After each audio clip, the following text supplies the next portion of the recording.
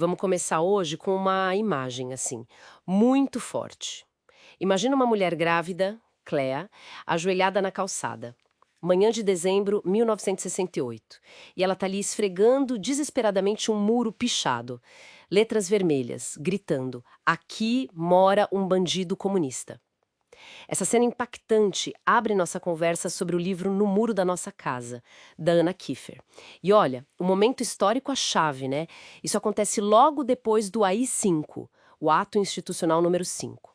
Foi quando a ditadura aqui no Brasil, bom, apertou o cerco mesmo, ficou mais brutal. Aquela pichação, então, não era só vandalismo, era uma ameaça direta, sabe? Que estilhaça a vida daquela família. Exato. É a violência invadindo o lar, o espaço mais íntimo. O livro parte daí, mas assim, não é uma história linear, não. É mais uma escavação, sabe? Da memória, do trauma, tudo fragmentada. Um diálogo tenso, muitas vezes silencioso, entre a mãe Cleia e a filha, a narradora, que aliás estava na barriga da mãe quando tudo isso aconteceu. O que a gente quer explorar aqui é justamente como essa forma quebrada constrói um sentido tão poderoso e por que essa história ainda fala tanto com a gente hoje. Dá pra sentir o desespero da Cleia na descrição, né? O medo, a vergonha, a urgência de apagar aquilo antes que, sei lá, os filhos vissem os vizinhos. E tudo isso enquanto ela lidava com o marido que tinha acabado de desaparecer. Essa coisa de esfregar um muro parece quase um ritual, né? Uma tentativa de apagar a tinta, óbvio, mas também a acusação, a dor que está começando ali. Exatamente. E essa tentativa de apagar, na verdade, é o que marca o início do que o livro chama de enxilho, uma ideia do pai da narradora, né? Um exílio que se vive por dentro, no próprio país, sabe? Sob um medo constante. E a violência continua. A Cleia presa, grávida, ouvem a tortura de um companheiro, Justino, na cela ao lado. A própria estrutura do livro, esses fragmentos, reflete muito dificuldades de contar o que nem tem palavra direito. O silêncio vira uma estratégia para sobreviver, né? Mas ao mesmo tempo você percebe lendo que ele também cria uns abismos enormes, principalmente entre a mãe e a filha. E a filha? Nossa! Ela nasce depois de tudo, como ela mesma diz. Já nasce herdando esse campo minado de silêncio, de medo. Ela cresce tentando juntar os cacos, né? Da história da família, da história do país. E a escrita para ela parece ser menos uma escolha e mais uma necessidade quase física.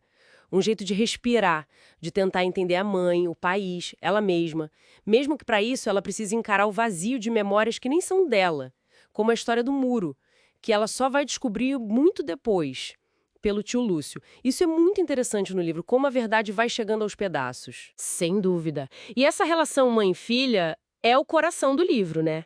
É complexa, dói, a Cleia carrega o peso da violência direta, inclusive a violência de gênero na prisão, sabe? A maternidade usada contra ela. E a filha buscando essa conexão, querendo a verdade, mas esbarrando sempre nesse silêncio da mãe. O livro te coloca nesse lugar desconfortável, sabe? Sentindo essa tensão entre precisar esquecer para seguir em frente e precisar lembrar para entender. Isso vai além da história delas, né? Toca em como o trauma coletivo afeta o íntimo, as famílias. E a linguagem é impressionante. O livro mostra demais o poder da palavra. Dos dois lados, né? As palavras que destroem, que marcam a fogo. Bandido, comunista, vaca, como chamam a Cleia na prisão.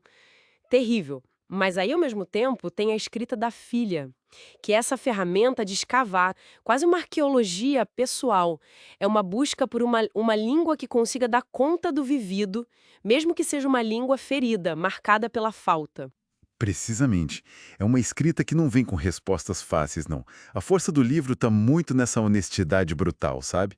E num lirismo contido que aqui ferruça para falar de violência de Estado, violência de gênero, os fantasmas da ditadura.